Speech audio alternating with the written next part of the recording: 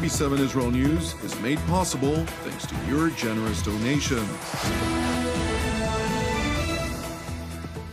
Shalom and good evening. This is TV7 Israel News, broadcast to you from Jerusalem. Israel endures an excruciating day of grief as the bodies of 4 murdered civilians, including 83-year-old Oded Lifshitz, Shiri Bibas, and her 2 little boys, 4-year-old Ariel and 9-month-old Kfir, are returned to Israel. Iran and Qatar discuss efforts to deepen their cooperation in confronting Israel. Russian President Vladimir Putin confirms that Syria and the Israel-Palestinian conflict were also discussed by the Russian and American delegations in the Kingdom of Saudi Arabia. Israel endured an emotional day of grief when the Islamist Hamas terror organization released the bodies of 4 murdered civilian hostages, to include 83-year-old Oded Lifshitz, Shiri Bibas, and her 2 little boys, 4-year-old Ariel and 9-month-old Kfir. Ahead of their release, Israeli Prime Minister Benjamin Netanyahu released a film statement in which he highlighted the Israeli nation's pain. A very difficult day for the state of Israel. A wrenching day, a day of grief. We are bringing home 4 of our beloved hostages, deceased. We embrace the families, and the heart of the entire nation is torn. My own heart is torn, and so is yours. And all of the world's heart should be torn, because this demonstrates who we are dealing with, what we are dealing with such monsters. We are grieving, we are in pain, but we are also determined to ensure that such a thing never happens again.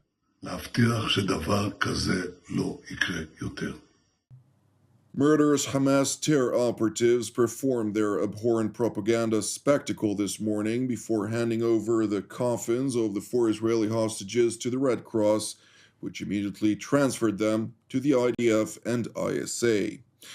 Meanwhile, it is expected to take 48 hours to confirm that the bodies are in fact of the late Shiri, Ariel, and Kfir, while Oded Lifshitz has already been confirmed. Meanwhile, in Jerusalem, Israeli residents of the capital have expressed both frustration and hope, while rejecting claims by the Islamist Hamas over their deceitful claims that the Bibas family was killed due to an Israeli strike. I feel sad for our society, and I feel devastated for the families. And I'm trying to find hope somewhere with the wonderful young men who are going to come back on Shabbat.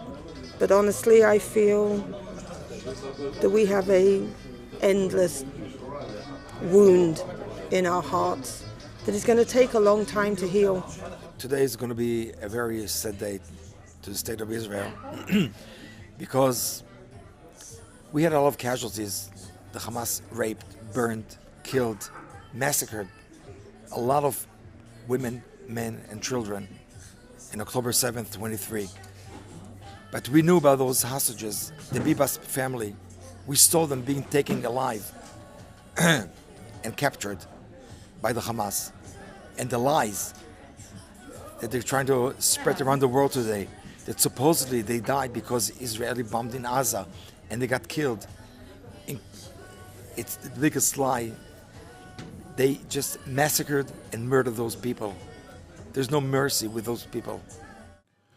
Meanwhile, at the backdrop of ongoing preparatory discussions regarding U.S. President Donald Trump's plan for the Gaza Strip, Egypt and Jordan continue to work tirelessly to torpedo the American leader's proposed plan for the devastated Gaza Strip. During a state visit by Spanish President Pedro Sanchez, Egyptian President Abdel Fattah al-Sisi stressed the importance of the international community's opposition to the displacement of Gaza's residents, which was subsequently reinforced by the Spanish leader. We confirmed the importance of the international community's support and their adoption of the plan for the reconstruction of Gaza without the displacement of the Palestinian people. I repeat, without the displacement of the Palestinian people from their land and their homeland, which they do not accept to be given up. and which guarantees the immediate start of relief and recovery operations. A resounding rejection from Spain and its government of the proposal to relocate the Palestinian population outside the Gaza Strip. Gaza belongs to the Palestinians and is part of the future Palestinian state. Its expulsion would not only be immoral and contrary to international law and United Nations resolutions, but it would also have a destabilizing effect both regionally and globally.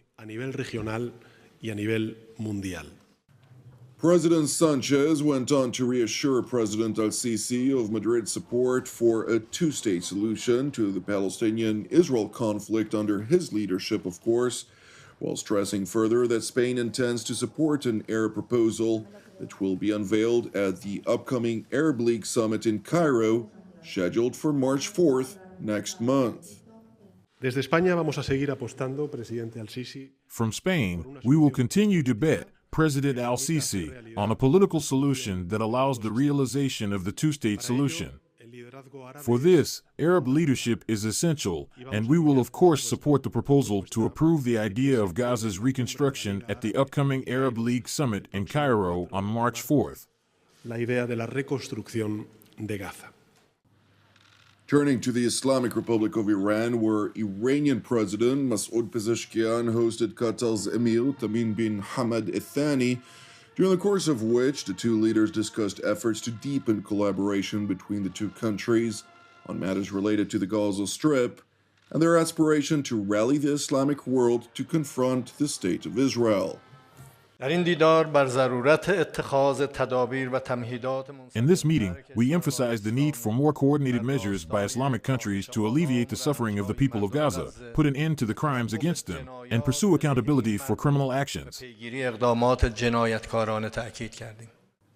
Qatari Emir, for his part, highlighted that the discussions also focused on the Ayatollah regime's messaging to the Gulf nations, which are wary of Tehran's belligerence amid continued regional tensions. And while the Trump administration reinvigorated the maximum pressure campaign against the Islamic Republic, already causing significant impact to Iran's economy, Doha, which is a major non-NATO ally of Washington, is seemingly trying to bolster its economic ties with Tehran. I met with His Excellency the President today, and our discussions covered various areas of cooperation between the two countries. We emphasized the importance of exploring potential opportunities for cooperation, particularly in the commercial and economic fields.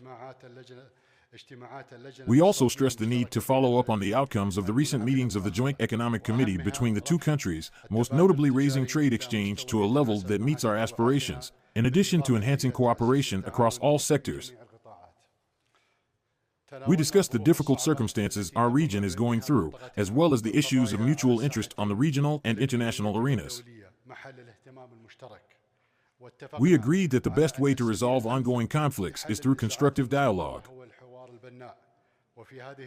On this occasion, I welcomed His Excellency the President's expression of his desire for constructive relations with the GCC countries based on shared interests and good neighborliness. We reaffirm our support for this aspiration and for unneighborly relations built on mutual respect.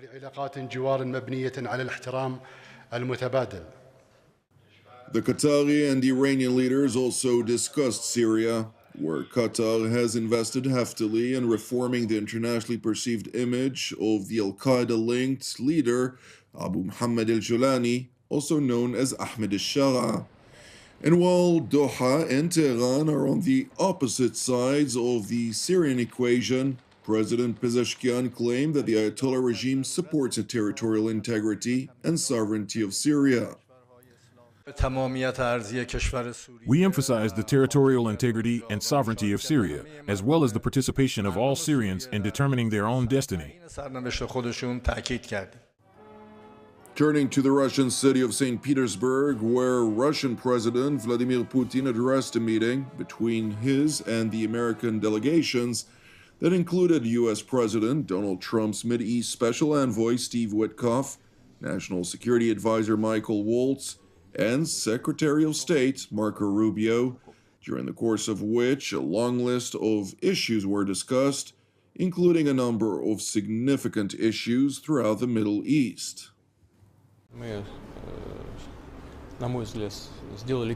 In my opinion, we made a first step towards resuming our work on various issues of mutual interest. This is, among other matters, the Middle East in a broad sense. I mean our presence in Syria, the settlement of the conflict between Israel and Palestine, and so on. There are a lot of issues. These remarks follow a statement by China that evidently sought to push back against exploiting Gaza and the West Bank as bargaining chips in political trade-offs without elaborating on the matter. Thank you for watching TV7 Israel News. TV7 Israel is a non-profit ministry with all of our productions exclusively reliant on your generosity. Therefore, if you're blessed by the content of our programs, I would like to encourage you, support TV7 Israel. You can donate via our website at www.tv7israelnews.com. Separately, I'd like to encourage you, pray for the peace of Jerusalem and salvation of Israel. I'm Jonathan Hessen, wishing you an Erev Mevorach, and God willing, we will see you during our next update. Until then, Shalom from Jerusalem.